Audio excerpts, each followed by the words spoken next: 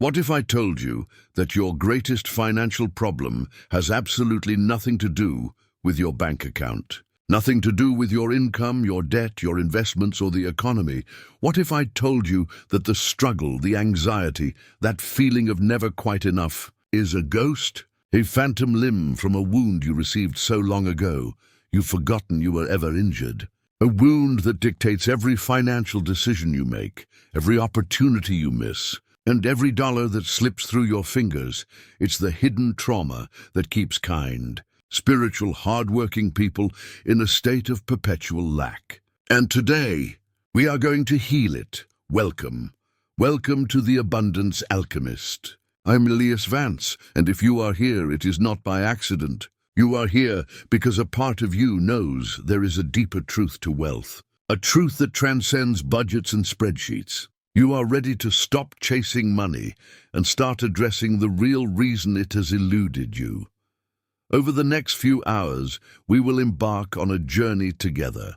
This is not a lecture. It is a guided healing session, a deep, alchemical process designed to find the source of your financial pain and transform it into your greatest source of power.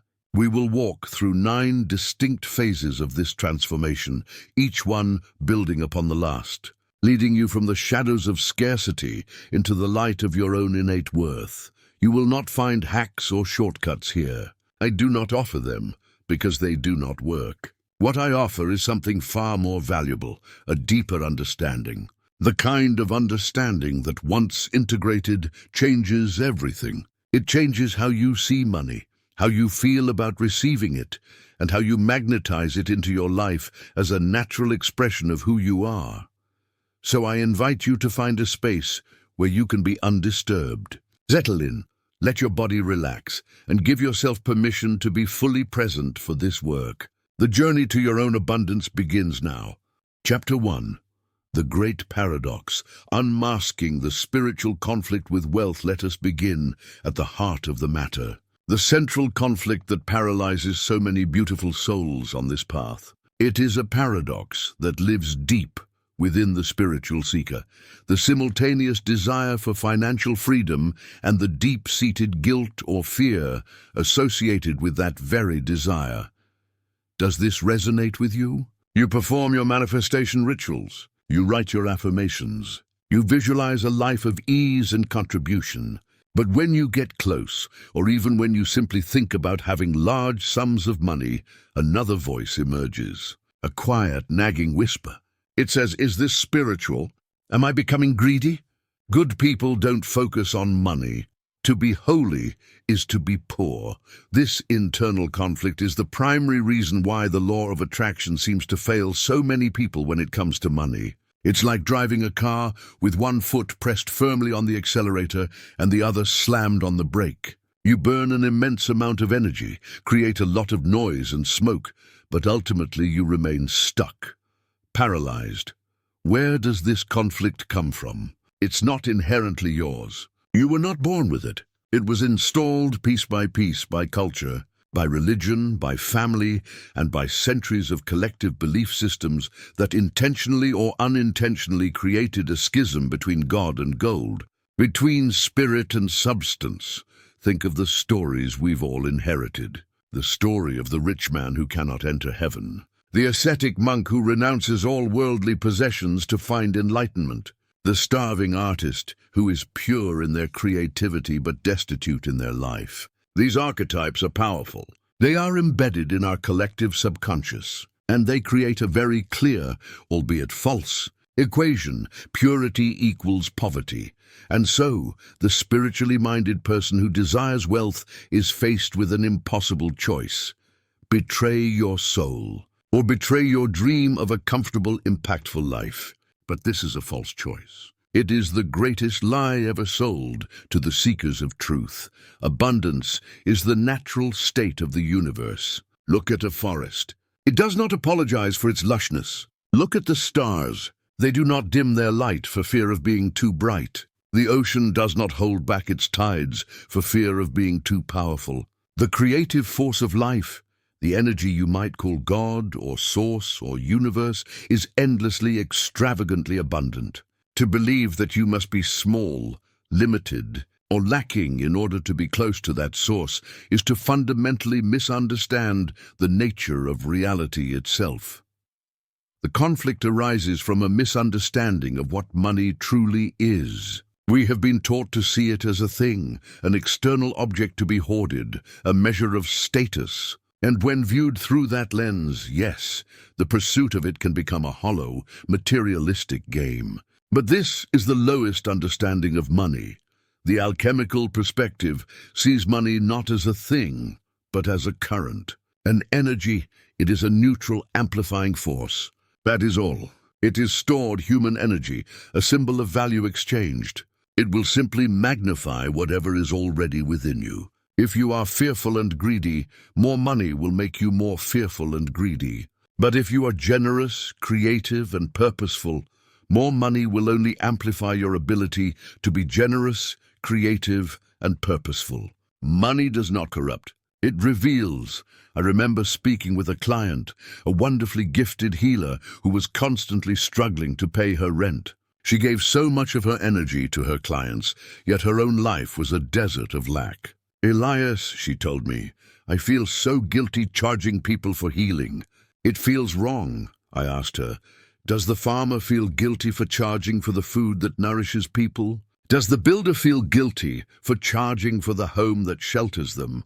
She was silent for a moment. Your healing, I continued, is a form of nourishment, a form of shelter for the soul. To deny the flow of energy back to you in the form of money is to dam the river.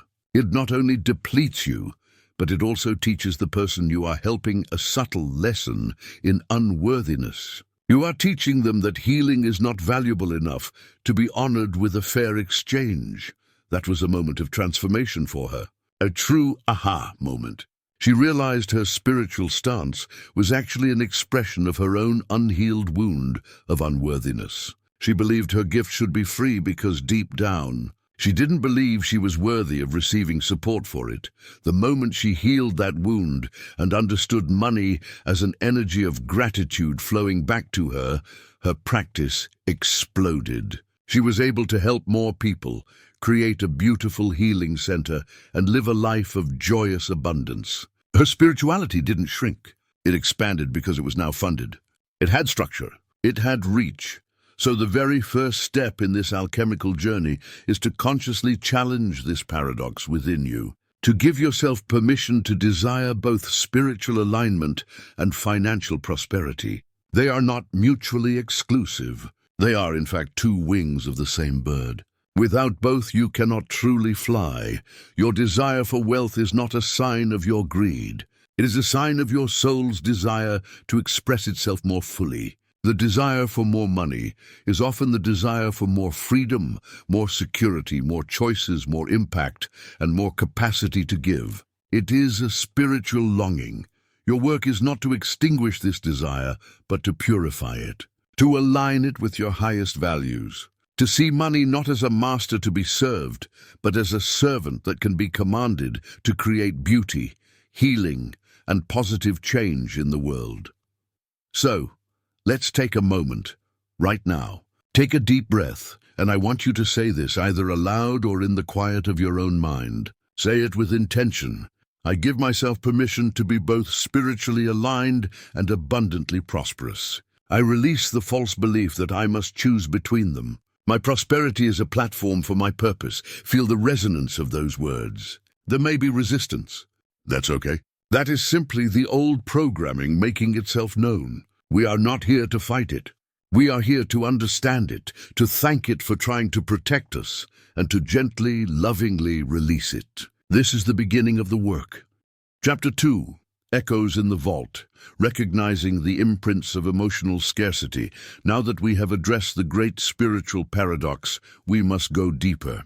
We must become archaeologists of our own minds, descending into the vaults of the past to understand where our specific, personal money wounds originated. Because your relationship with money today is almost never about the money itself. It is a direct reflection of your earliest emotional imprints around safety, worthiness, and love.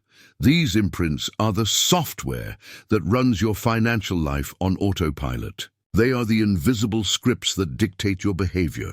And they were written long before you had any conscious say in the matter, primarily in your childhood. A child's mind is like wet cement. The impressions made upon it in the first 7 to 10 years of life harden over time and become the foundation upon which the entire structure of their adult life is built. So, let us gently explore some of the ways these imprints are formed. As I describe these, I want you to be a neutral observer of your own history. There is no blame here. Your parents and caregivers did the best they could with the programming they themselves had. This is not about finding fault. It is about finding freedom through understanding. The first and most powerful source of imprints is what you heard.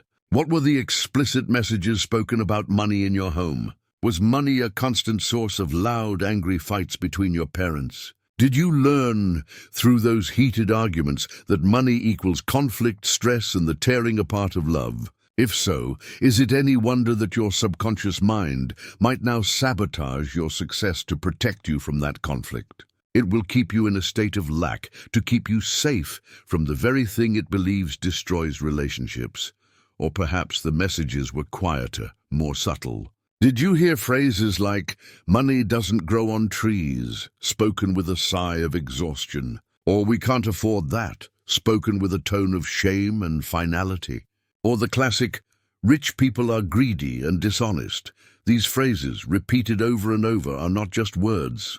They are hypnotic suggestions. They are energetic seeds that plant themselves in the fertile ground of a child's mind and grow into towering trees of limitation. The quiet, nagging voice in the back of your mind that whispers, "You're not good enough," that you don't deserve it, the one that makes your stomach clench when you look at a price tag. That is the echo of those early words.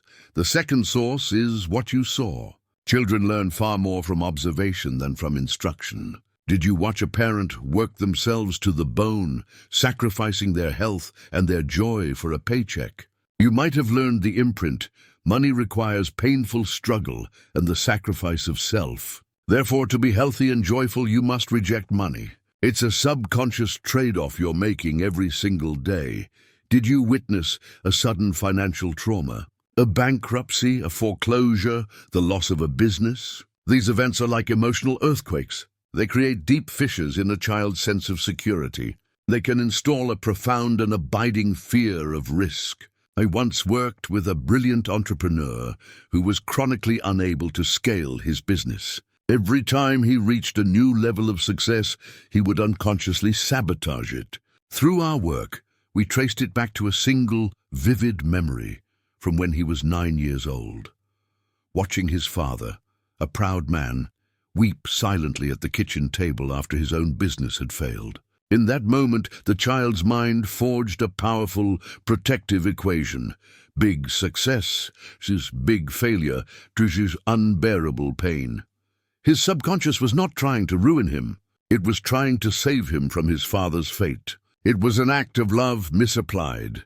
The third source, and perhaps the most insidious, is what you felt. This is about the emotional atmosphere in your home. Was there an underlying energy of scarcity? A feeling of not-enoughness that permeated everything, even if you were not materially poor? This is emotional scarcity. It's the feeling that there isn't enough love, not enough attention, not enough praise, not enough time. When a child grows up in an environment of emotional scarcity, they learn a devastating lesson. I am not enough, and because money is energy, that feeling of I am not enough becomes a magnet for not enough money. Your external financial reality will always rush to match your internal sense of worth. If you feel unworthy on the inside, you will find a way to create unworthiness on the outside, often through financial self-sabotage. You will undercharge for your services. You will fail to ask for a raise. You will receive an unexpected windfall and immediately find a way to lose it through a crisis or a foolish purchase, because holding on to that abundance feels so deeply uncomfortable and unfamiliar. It doesn't match your identity. I invite you now to become a gentle detective of your own past. You don't need to excavate every single memory. Just allow your mind to drift back. Ask yourself, what is my very first memory of money? What was the emotion attached to it? What did my mother's energy feel like when she talked about money? What did my father's energy feel like? Was money a topic of joy, creativity, and possibility in my home? Or was it a topic of fear, secrecy, stress, and shame? Were my accomplishments celebrated? Or was I taught to be humble, to not show off, to not want too much? Be with these questions. Be with whatever arises. There may be sadness. There may be anger. Let it be there. These feelings are signposts pointing you toward the wound that needs healing. The great work of alchemy cannot begin until we have identified the base material we are working with. Right now you are simply taking inventory of the lead. You are acknowledging its weight, its density, its presence in your life.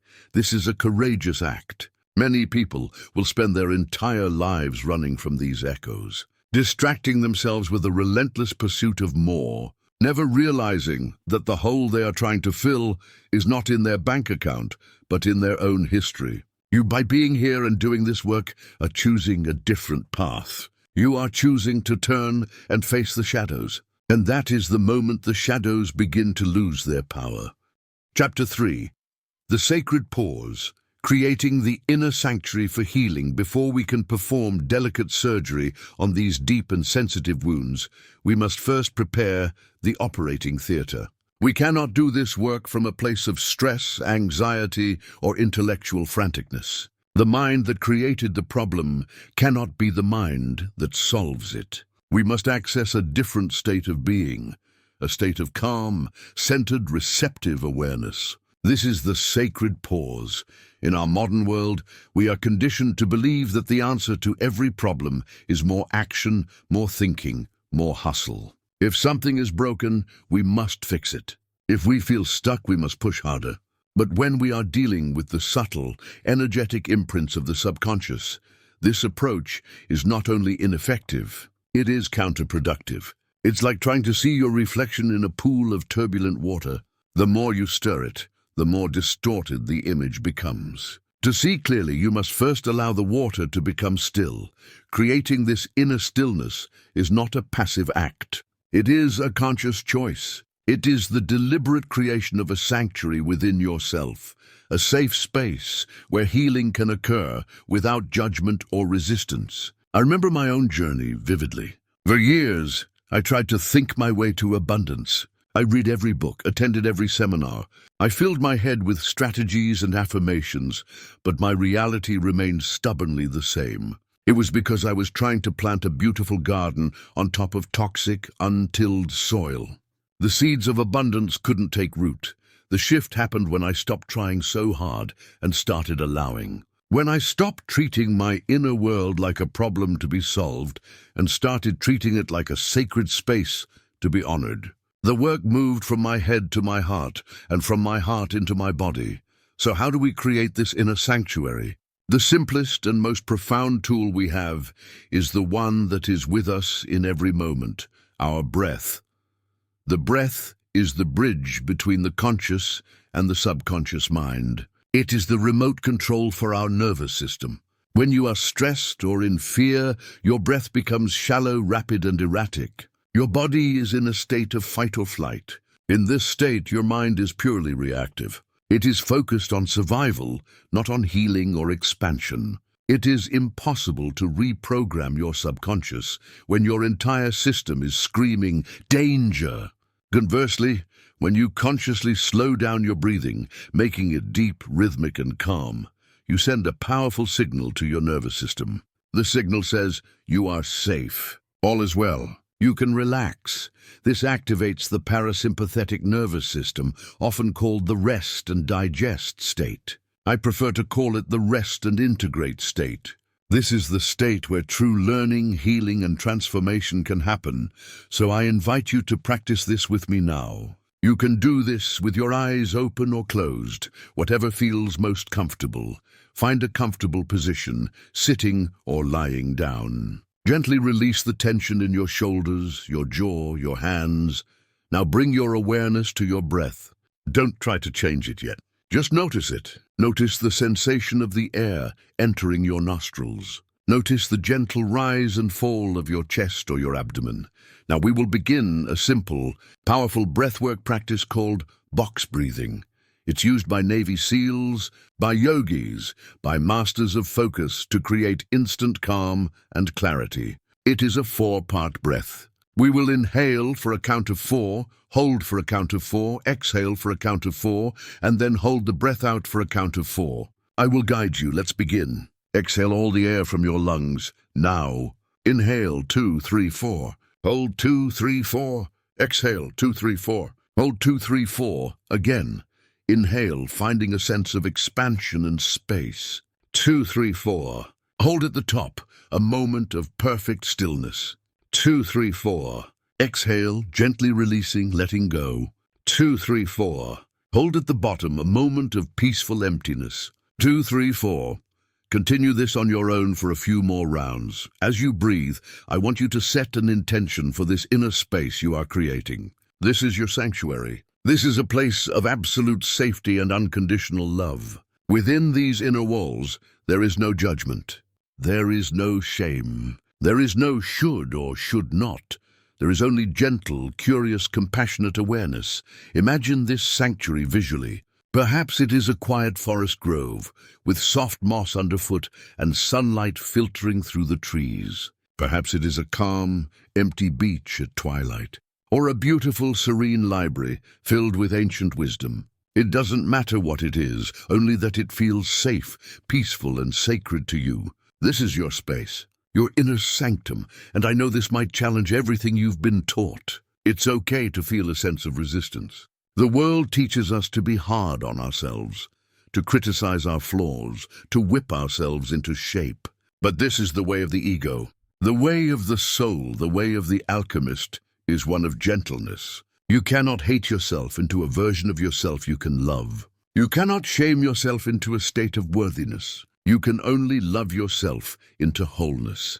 This sacred pause, this practice of breath and sanctuary is not a one-time event. It is the foundational skill of all inner work. It is the space you will return to again and again. Before you look at your finances, take a sacred pause. Before you have a difficult conversation about money, take a sacred pause. When you feel that old, familiar knot of anxiety tightening in your stomach, take a sacred pause.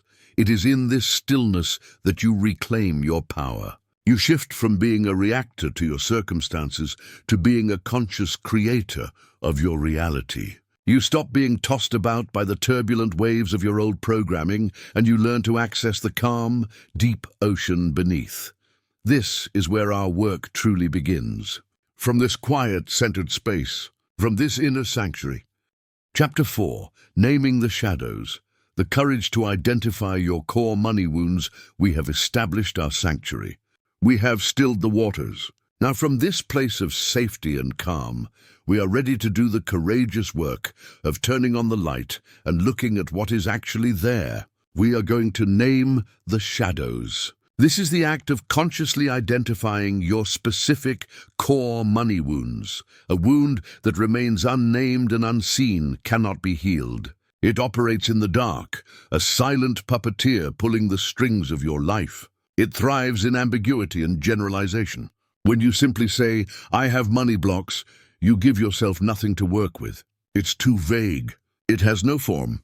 But when you can say, "My core wound is a deep belief that I will be abandoned if I become too successful," or "My core wound is the feeling that I am fundamentally not good enough to handle wealth," then you have something tangible.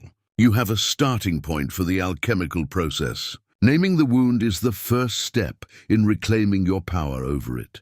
This process requires a quality I call fearless compassion. Fearlessness to look directly at what hurts, and compassion to do so without an ounce of self-judgment. Remember, you are in your sanctuary. You are safe. You are simply an observer, a witness to your own story. So how do we identify these wounds? We look for their symptoms. We look for the patterns of behavior and emotion that show up repeatedly in your financial life. These patterns are the smoke that will lead us to the fire. I will describe several of the most common core wounds. As I do, I want you to notice which ones create a charge in your body. A feeling of recognition, a tightening in your chest, a quickening of your breath. These physical sensations are your subconscious mind saying, yes, that one. Look here, the first core wound is the unworthiness wound. This is the belief deep down that you simply don't deserve to have a good life, to be prosperous, to be supported. Its symptoms are chronic undercharging, an inability to ask for what you're worth, feeling like a fraud or an imposter when you do succeed, imposter syndrome, and a tendency to deflect compliments or generosity from others. When you receive money, you feel a strange sense of guilt, like you've gotten away with something. You have a high tolerance for low pay and a low tolerance for receiving abundance. The thought of having too much feels deeply uncomfortable. This wound is often rooted in childhoods where love and approval were conditional, where you had to earn your place, where you were taught that your inherent being was not enough. The second is the abandonment wound. This is a subconscious fear that if you become too powerful, too successful, or too wealthy, you will lose the love and connection of your tribe, your family, your friends, your community. Its symptoms are a pattern of dimming your own light so others won't feel uncomfortable. You might downplay your successes or even sabotage them right before you reach a new level. You might find yourself surrounded by people who are struggling financially, and you feel a sense of survivor's guilt at the thought of leaving them behind. This wound is often formed in family systems where there was a strong us against the world mentality, or where jealousy and envy were prevalent. The subconscious belief is, to belong, I must remain small. Success equals isolation. The third core wound is the trust wound. This is a deep-seated belief that the world is an unsafe place, that money is untrustworthy, and that it will inevitably be taken from you. Its symptoms include an inability to invest or take calculated risks, a tendency to hoard cash just in case of disaster, and a pervasive anxiety about the future. You might micromanage your finances to a stressful degree, checking your accounts constantly. You may have a deep distrust of financial institutions, advisors, or even opportunities that seem too good to be true. This wound is almost always the result of witnessing or experiencing a sudden financial trauma, betrayal, or loss, as we discussed earlier. The world has proven itself to be unsafe, so the subconscious creates a strategy of perpetual defense. The fourth is the victim wound. This wound is characterized by a sense of powerlessness over your financial circumstances. The core belief is, it's not my fault, and there's nothing I can do about it.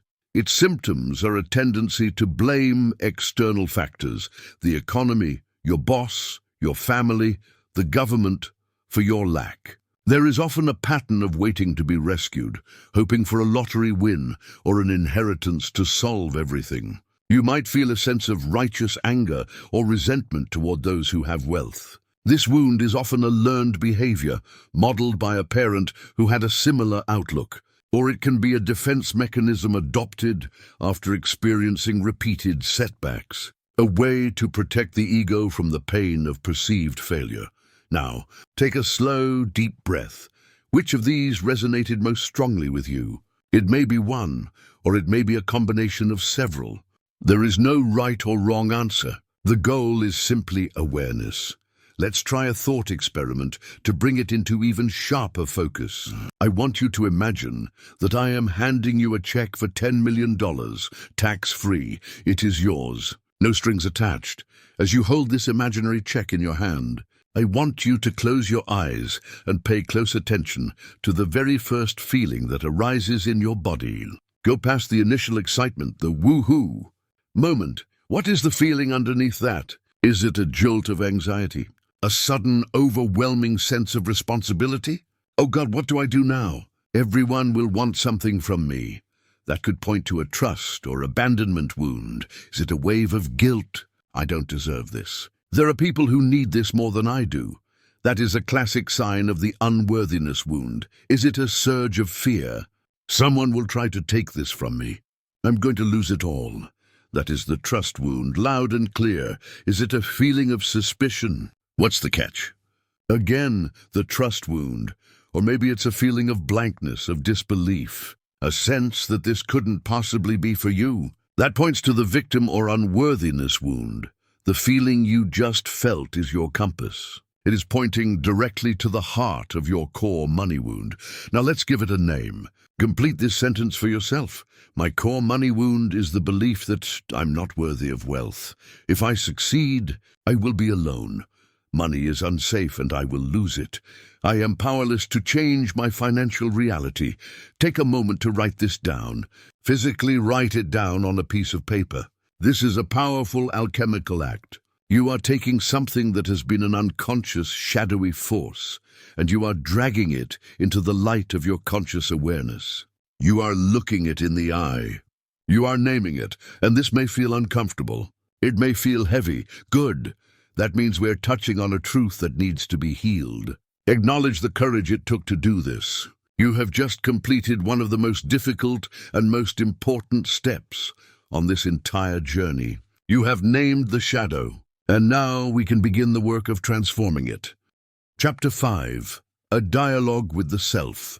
Applying radical compassion to your wounded past, you have identified the wound. You have given it a name. The next impulse of the untrained mind is to attack it, to try to excise it, to destroy it, to fight it. We want to crush our limiting beliefs or annihilate our blocks. This is the language of violence, and it has no place in the sacred art of healing. A wound cannot be healed by inflicting another wound upon it. The alchemical path is different. It is the path of integration, not amputation. Your money wound, this part of you that holds so much fear and limitation, is not your enemy. It is a younger, wounded version of you, frozen in time, trying desperately to protect you with the only tools it has. It is your inner child, curled up in a corner, whispering warnings based on the pain of the past. To yell at this child, to shame it, to try and get rid of it, is an act of profound self-abandonment, and it will only make the wound deeper. The only force in the universe powerful enough to heal this wound is the force of radical, unconditional compassion. It is the act of turning toward this wounded part of yourself and offering it the one thing it never received at the moment of its creation, a feeling of being seen, heard, and loved exactly as it is. This is not an intellectual exercise. It is an embodied emotional practice. It is an inner dialogue. I'm going to guide you through a visualization to facilitate this. I invite you to find a quiet space, close your eyes, and return to your inner sanctuary. Take a few deep centering breaths, returning to that place of calm stillness we cultivated earlier. You are safe here. You are in control. Now, in your mind's eye, I want you to invite the part of you that holds your core money wound to appear before you. This part may show up as a younger version of yourself, the child who witnessed the fight, the teenager who felt the shame of not having enough. Or it might appear as a symbol, an energy, or just a feeling in your body. There is no right or wrong way for it to appear. Trust whatever comes. Now look at this version of yourself with the eyes of pure compassion, the way a loving grandparent would look at a small, crying child, without judgment, without needing to fix anything, just pure, loving presence. Notice its posture. Does it look scared, angry, ashamed, sad? Your first job is simply to witness, to see its pain. Now, I want you to speak to it, silently, from your heart. The first thing to say is, I see you. I'm here now. You don't have to carry this alone anymore. Feel the energy of those words. This may be the first time this part of you has ever been truly acknowledged.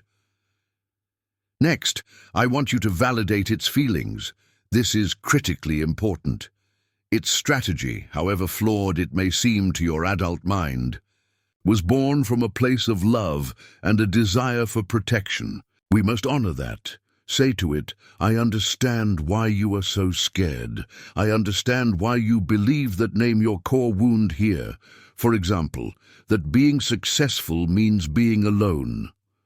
I know you saw things that taught you that. I know you felt things that made that feel real. You were just trying to keep us safe. You did the best you could, and I want to thank you for that. Thank you for working so hard to protect me for all these years. Feel the profound shift that happens when you move from judgment to gratitude. You are not condoning the limitation. You are honoring the loving intention behind it. This act of validation begins to soften the hardened defenses around the wound.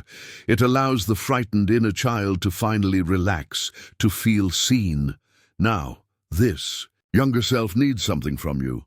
The wise, compassionate adult who is present now. It needs reassurance. It needs a new truth. Gently, lovingly, you are going to offer it a new perspective. You might say something like, I want you to know something. You did a wonderful job protecting us then, but I'm the adult now. I'm strong and I'm wise and I can handle things differently. We don't have to live by those old rules anymore.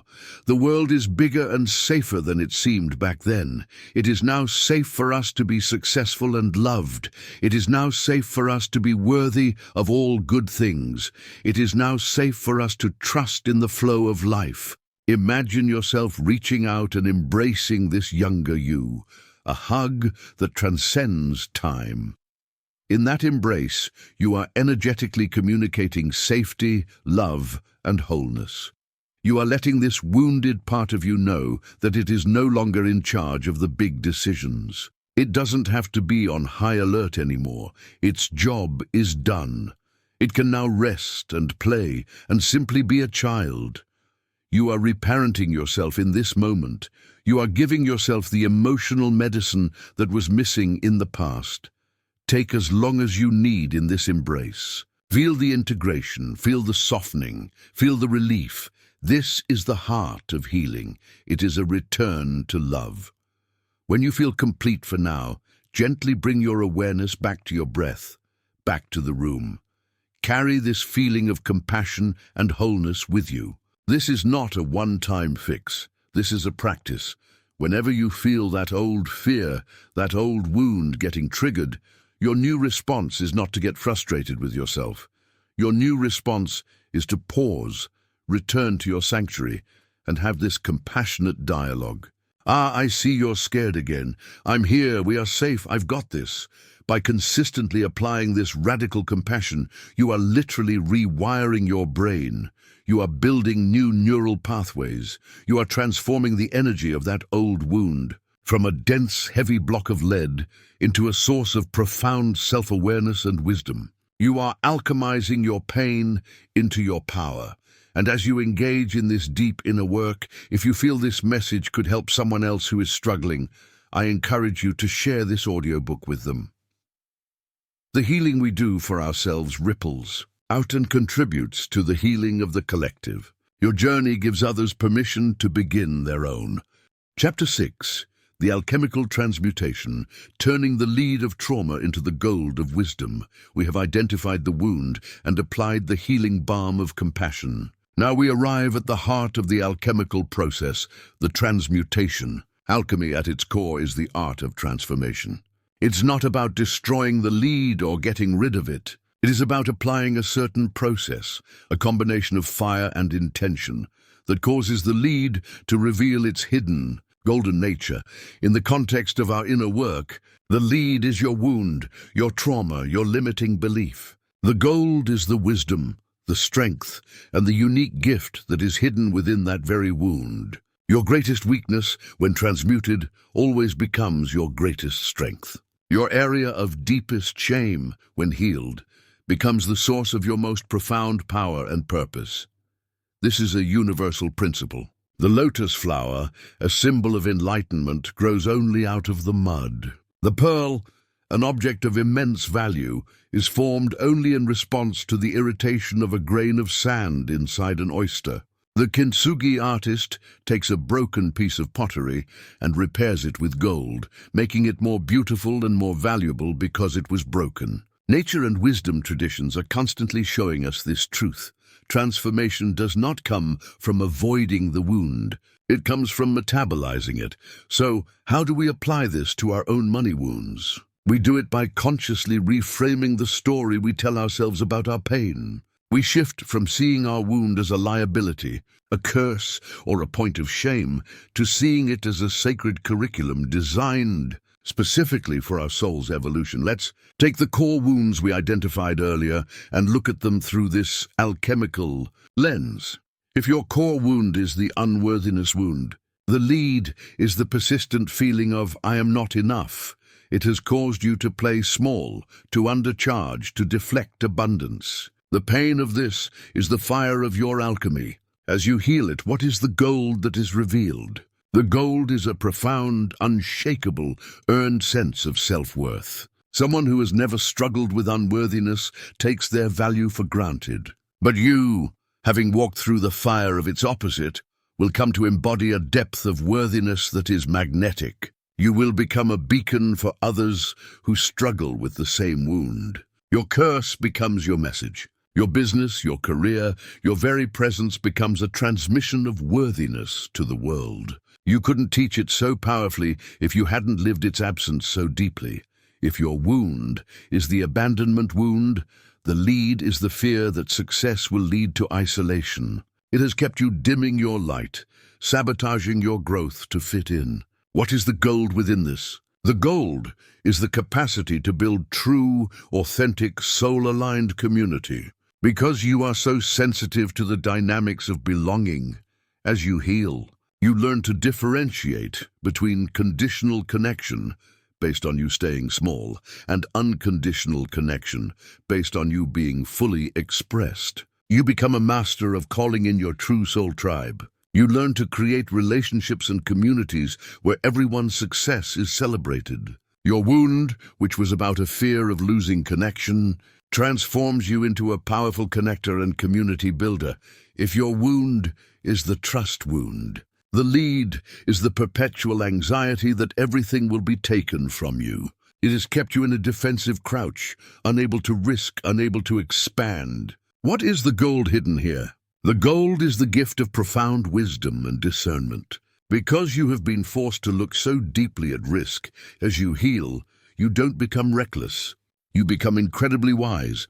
You learn to listen to your intuition. You develop a powerful inner compass that can distinguish between a foolish gamble and a divinely guided opportunity. Your wound, which was about distrusting the world, transforms you into someone who is deeply, unshakably in trust with their own inner guidance. You become a pillar of stability and wise stewardship, and if your wound is the victim wound, the lead is the feeling of powerlessness. It has kept you waiting, blaming, and stuck. This is one of the densest forms of lead, but its potential for gold is immense. What is the gold? It is the discovery of true, sovereign, creative power. When a person who has spent their life feeling like a victim finally truly awakens to the fact that they are the creator of their reality, the shift is seismic. It is an explosion of personal power. You move from the passenger seat of your life to the driver's seat. Your wound of powerlessness, once transmuted, makes you a master of manifestation because you have experienced the entire spectrum of creative responsibility. You become an unstoppable force for conscious creation in your own life and an inspiration for others who feel trapped. Do you see the pattern? In every case, the poison contains the antidote. The problem contains the gift. The obstacle is the path. This is not just positive thinking. This is a deep, energetic reframing. It is about looking back at your past, at all the painful experiences related to your wound, and asking a new question. Instead of asking, "Why did this happen to me?" you begin to ask, "How did this happen for me? What strength was being forged in that fire? What was I learning? How was this experience preparing me for my purpose?" I had a client, a man named David, who grew up in extreme poverty. His deepest wound was a form of the trust wound, a belief that there would never be enough and that the system was rigged against him. For years he fought against this, feeling deep shame and anger about his past. But when we began this alchemical work, he started to ask, "How did this happen for me?" He realized that his childhood had taught him incredible resourcefulness. He knew how to create value from nothing, He had a level of financial grit and creativity that most people never develop. He also had a deep visceral empathy for others who were struggling. He reframed his story. He wasn't damaged by poverty. He had been trained in the University of Resourcefulness. He started a financial coaching business specifically for people from low-income backgrounds. He could connect with them in a way no Ivy League advisor ever could. His past, his greatest source of shame, became his unique selling proposition. It became his superpower. He transmuted the lead of his trauma into the gold of his purpose. This is the task before you now. To look at your wound not as a flaw, but as your origin story. It is the grit that is forming your pearl. It is the mud that is nourishing your lotus. It is the brokenness that, when healed with the gold of awareness, will make you more beautiful, more valuable, and more powerful than you ever were before. Chapter 7. The Forgiveness Ledger and the Mirror of Worth. Releasing Guilt and Reclaiming Value. Now that we have reframed our wound as a source of potential power, we must engage in two powerful rituals of release and reclamation. The alchemical process requires not just a change in perspective, but a clearing of old, dense energies. The two heaviest energies that keep us locked in financial scarcity are guilt and shame. Guilt is the feeling I did something bad. Shame is the feeling I am something bad. Both are toxic to our prosperity. To heal these, we will use two practical, metaphorical tools, the forgiveness ledger and the mirror of worth. Let's begin with the forgiveness ledger. So much of our financial struggle is tangled up in resentments and regrets. We resent others for financial hurts they caused us, and we carry deep guilt or regret for financial mistakes we have made. These are energetic debts. Every resentment you hold is a cord that ties you to the past, leaking your precious life force energy. Every regret you cling to is a heavy stone in your pocket, weighing you down on your journey forward. To be truly abundant, you must travel light. This means clearing the books. It means forgiving the debts, both those owed to you and those you believe you owe. And I know forgiveness can be a charged word. Forgiveness is not about condoning what happened. It is not about saying it was okay. It is not for the other person at all. Forgiveness is the selfish act of cutting the energetic cord and reclaiming your own power. It is you deciding that you will no longer allow a past event to consume your present energy. I want you to take out a piece of paper. You're going to create a simple ledger with two columns. On the left side, under the heading, Debts Owed to Me, I want you to list every person, institution, or even yourself that you feel has wronged you financially. Did a parent fail to provide for you? Write it down. Did a business partner cheat you? Write it down. Did a system treat you unfairly? Write it down. Did you make a decision in the past that you now judge yourself harshly for? Write your own name down. Do not censor yourself. Allow all the anger, the hurt, the resentment to flow onto the page. This is your poison vial. Get it all out. Take your time with this. It can be an intensely emotional process. Now, when you are finished, look at that list. Feel the collective weight of it. This is what you have been carrying. The alchemical act is next. You are going to go down the list one by one. And for each entry, you are going to perform a ritual of release. You can do this by saying aloud or silently, I see the pain this caused. I acknowledge the hurt. And for the sake of my own freedom, I choose to release this debt. I forgive you. I release you. I reclaim my energy. As you say this, visualize a cord of energy connecting you to that person or event, and see yourself taking a pair of golden scissors and cleanly, decisively cutting that cord. Feel the energy that was flowing to that old wound now returning to you, filling you up. Do this for every single item on the list, including and especially for yourself. Forgive yourself for the investments that failed. Forgive yourself for the opportunities you missed. Forgive yourself for not knowing then what you know now. You were doing the best you could with the wounds and the programming you had. Offer yourself the same grace you're offering others. When you have gone through the entire list, you're going to ceremonially destroy the paper. Burn it safely. Tear it into 100 tiny pieces and bury it, shred it. The physical act of destruction is a powerful signal to your subconscious mind that this cycle is complete. The debts are cleared. The ledger is balanced. You are free. Now we turn to the second ritual, the mirror of worth.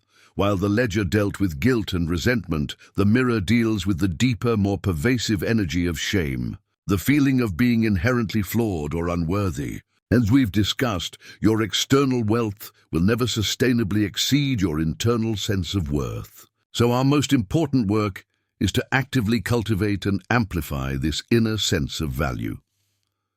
The mirror of worth is a daily practice. It's simple, but it is not easy. It requires you to confront the stories of unworthiness head-on. Here is the practice. Every morning, for the next 30 days, I want you to stand in front of a mirror. Just you. I want you to look directly into your own eyes. This can be intensely uncomfortable at first. We are so used to looking in the mirror to judge our appearance, to find flaws. This time you are looking past the surface. You are looking for the soul behind the eyes, and I want you to speak a series of powerful affirmations directly to yourself. But there's a key to making this work. You cannot just say the words. You have to work to feel the words. You will say, looking yourself in the eye, I am worthy of all the abundance the universe has to offer.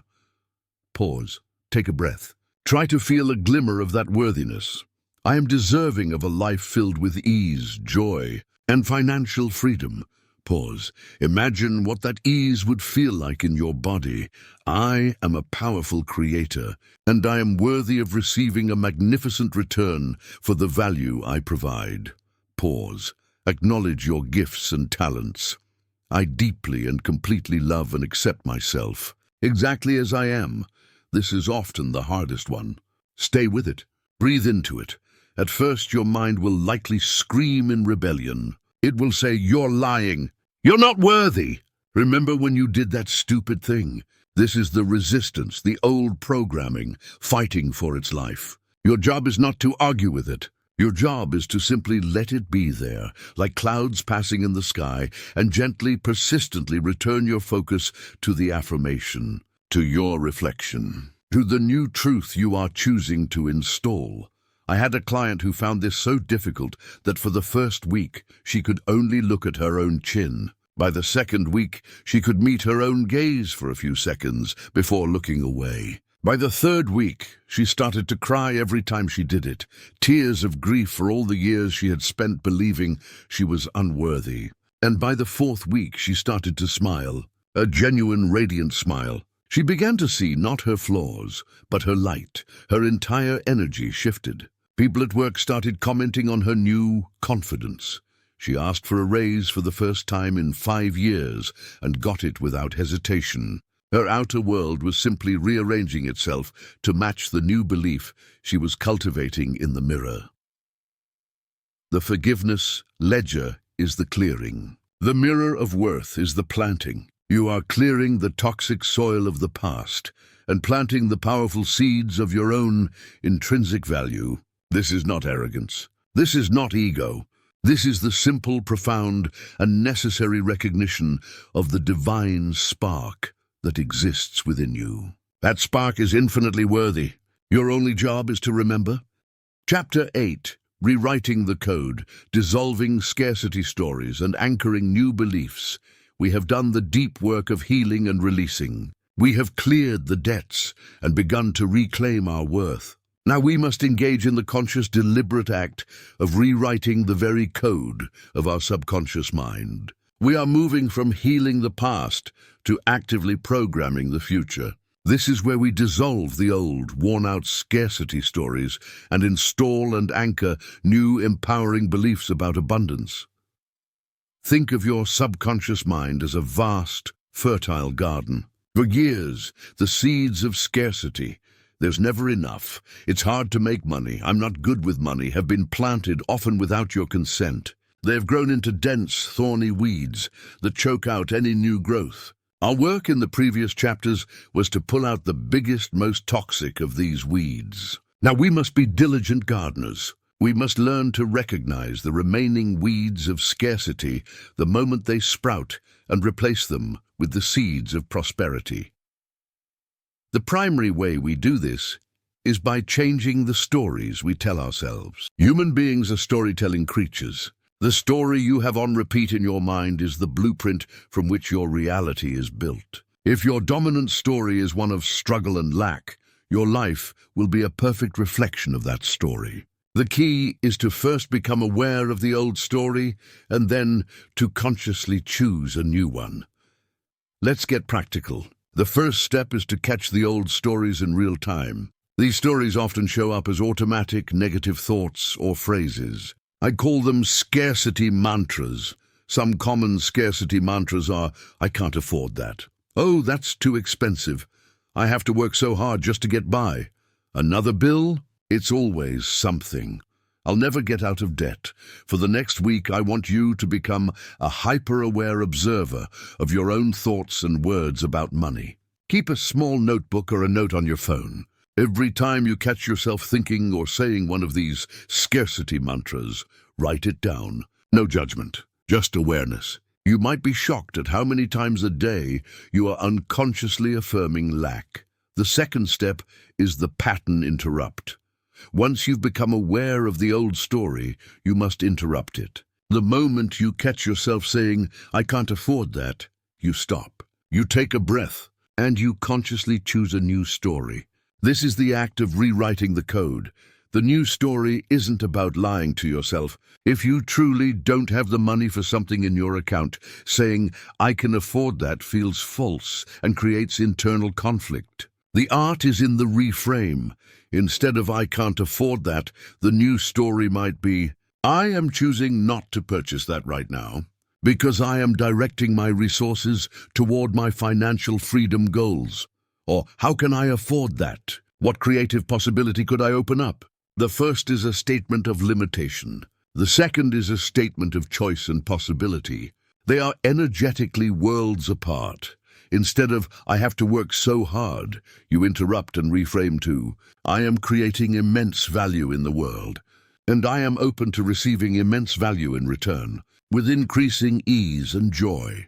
Instead of, another bill, you interrupt and reframe to, thank you for the service this bill represents. I'm grateful I have the resources to pay this, and I bless it as it goes out, knowing it will return to me multiplied. This transforms an act of lack into an act of gratitude and circulation. This practice of catch, interrupt, reframe is a mental muscle. It will feel awkward and difficult at first, but with repetition, it becomes your new default. You are literally carving new grooves in your brain, making the pathway to abundance thinking wider and more accessible than the old, worn-out path of scarcity. Now, alongside this active reframing, we must anchor the new beliefs on a deeper somatic level. We must feel the truth of abundance in our bodies. This is where we invoke and attune to the abundance frequency. Frequency is everything. The universe is not responding to your words. It is responding to your energetic vibration. You can say, I am wealthy 1,000 times, but if your body is humming with the frequency of anxiety and lack, that is the signal you are broadcasting, and that is the reality you will receive. The goal is to feel the feeling of your wish fulfilled now. Here is a powerful daily practice to anchor the abundance frequency. I call it the receptive allowing meditation. Each day, for just 5 to 10 minutes, find your quiet space. Close your eyes. Take a few deep breaths. Now I want you to let go of wanting anything. Let go of trying to manifest anything. Let go of all striving. Your only job in these few minutes is to receive. I want you to imagine a beautiful, warm, golden light above your head. This is the light of infinite abundance, the energy of Source. It is always there, always available. Now imagine this golden light beginning to flow down into the crown of your head. It feels warm, peaceful, and loving. It flows down into your mind, soothing all anxious thoughts. It flows down your neck and into your shoulders, melting away all tension and burdens. Feel it flowing down your arms and into your hands, filling them with the power to create and to receive. Feel it pouring into your heart center, filling your heart with gratitude and an overwhelming sense of worthiness. Feel it expanding in your chest, the feeling of, I have more than enough. I am more than enough. Let this golden light flow down into your stomach, your legs, your feet, filling every single cell of your body with this frequency of pure, peaceful abundance. You are not trying to get it. You are simply allowing it. You are opening to it.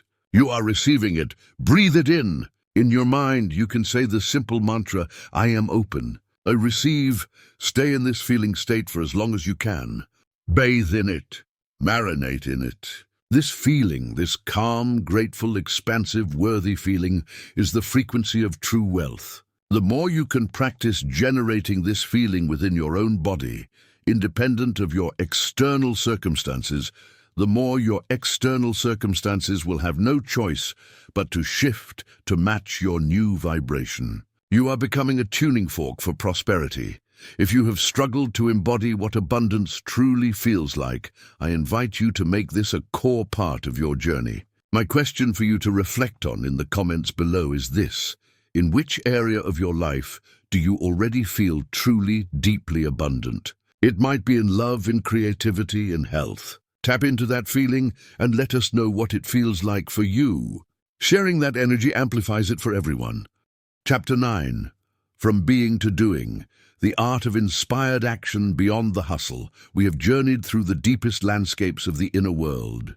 We have healed wounds, released guilt, rewritten code, and tuned our frequency. And now we must address a critical final step. How does this profound inner transformation translate into the outer world? This is the bridge between being and doing. This is the art of inspired action. There's a great misconception in some spiritual circles that if you simply meditate enough and visualize enough, you can sit on your couch and wait for a check to materialize in your mailbox. This is a passive, disempowered fantasy. The universe does not reward passivity. It rewards co-creation. You are a co-creator with the divine. Your inner work, your clarity, your frequency, your alignment is your 50%. The universe provides the other 50% in the form of opportunities, ideas, and synchronicities. But you must meet the universe halfway. You must take action. However, not all action is created equal. The world is obsessed with what I call hustle energy. This is forceful, frantic, desperate action. It comes from a place of fear and lack. It's the energy of, I have to make this happen. It leads to burnout, exhaustion, and often disappointing results, because the underlying frequency is one of scarcity. It's like trying to push a river. It's a tremendous amount of effort for very little effect. Inspired action is completely different. It arises not from fear, but from alignment. It feels less like pushing and more like being pulled. It is the natural, effortless next step that appears once you have done the inner work. It is the universe tapping you on the shoulder and saying, "Psst, over here." It feels like flow. It feels like resonance. It often feels joyful and easy. So how do you recognize the difference? Hustle energy feels heavy. It's a should. I should make those cold calls. I should work 12 hours today. It often comes with a feeling of tightness in your body, a clenching in your jaw or stomach. It's rooted in the mind's fearful calculations. Inspired action feels light. It's a what if, or what if I reached out to that person I admire? I get to share my new creation with the world today. It often comes with a feeling of excitement, curiosity, and expansion in your body, a warmth in your chest. It is rooted in the heart's intuitive whispers. I remember a client, an artist, who was stuck in hustle mode. She believed she had to be at every art fair, constantly posting on social media, networking until she was exhausted. She was doing all the right things, but her art wasn't selling, and she was miserable. Her actions were drenched in the desperate energy of, I need to sell this to survive. I had her stop everything. For 2 weeks, her only job was to do the inner work we have discussed in this audiobook. To heal her unworthiness wound, to tune her frequency, to simply find joy in her creative process again, with no attachment to the outcome. About 10 days in, she was walking in her neighborhood, and felt a sudden, inexplicable urge to go into a small, independent coffee shop she had never visited before. This was not a logical thought. It was a gentle, curious pull, an inspiration. Inside, she fell in love with the atmosphere. She struck up a conversation with the owner. It turned out the owner was looking for a local artist to display their work on the shop's walls. My client's art was a perfect fit. Within a month, she had sold more paintings from that single coffee shop than she had in 6 months of frantic hustling.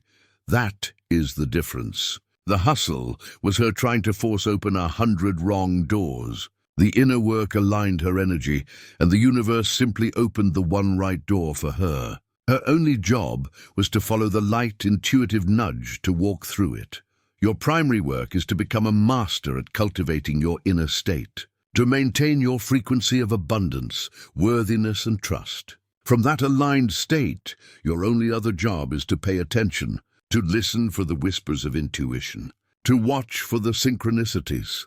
And when an idea or an opportunity appears that feels light, expansive, and resonant, even if it seems small or illogical, that is your inspired action, and you must act on it without hesitation. This is a dance. It is a partnership between you and the universe. You tune the instrument, which is you, and the universe provides the music. You just have to follow the rhythm.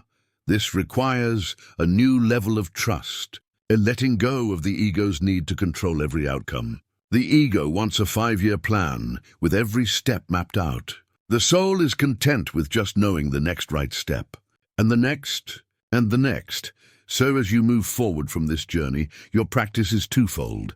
First, commit to your inner work as the non-negotiable foundation of your day. Your meditation, your mirror work, your gratitude practice, this is not a luxury. It is the most important work you will do. Second, cultivate a state of mindful, open awareness throughout your day. When you get an intuitive hit, a creative idea, a nudge to call someone or visit a place, honor it.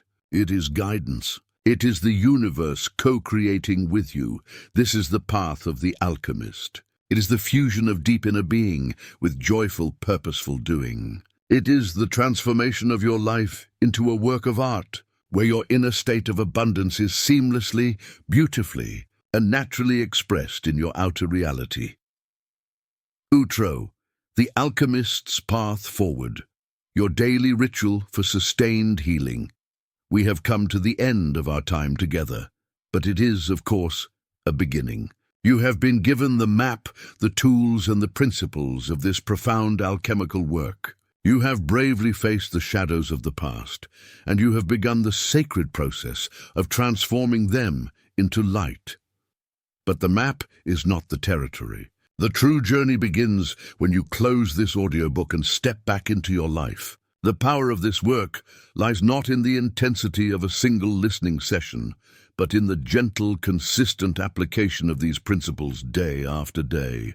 Sustained healing and lasting abundance are built not in grand, sweeping gestures, but in the quiet commitment of your daily rituals. Do not allow this to be a fleeting moment of inspiration that fades by tomorrow. Choose 1 or 2 practices from our journey today that resonated most deeply with you. Perhaps it is the mirror of worth.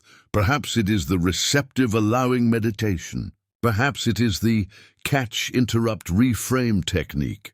Choose one and commit to it. Make it a non-negotiable part of your day, even if it's just for 5 minutes. Anchor this new way of being into the fabric of your life. This is how you sustain the transformation. This is how you become the alchemist of your own reality. There will be moments when the old programming rears its head. There will be days when you feel the pull of scarcity or the sting of unworthiness. Do not see these as failures. See them as opportunities. Opportunities to practice. Opportunities to apply compassion. Opportunities to choose once again the new story. Every time you do, you strengthen the new neural pathways. You deepen your connection to your own power. This is a journey of returning to the truth of who you have always been, beneath the layers of conditioning and trauma. You are not broken. You are not lacking. You are and have always been a magnificent, worthy, and infinitely abundant being. Your work is simply to remember, to peel away everything that is not you, and to let your innate brilliance shine. Thank you for allowing me to be your guide on this portion of your journey. The work continues, and our community is here to support you. To your left, you will find our playlist, The Foundations of Abundance, which is the perfect place to continue building your new mindset. And on the right, the universe has selected another video specifically for your journey next. Trust the guidance and continue your transformation. And if you have not yet done so, I invite you to subscribe and join our circle of alchemists so we may continue to walk this path together. This is Elias Vance, reminding you the greatest wealth you will ever own is the knowledge of who you truly are.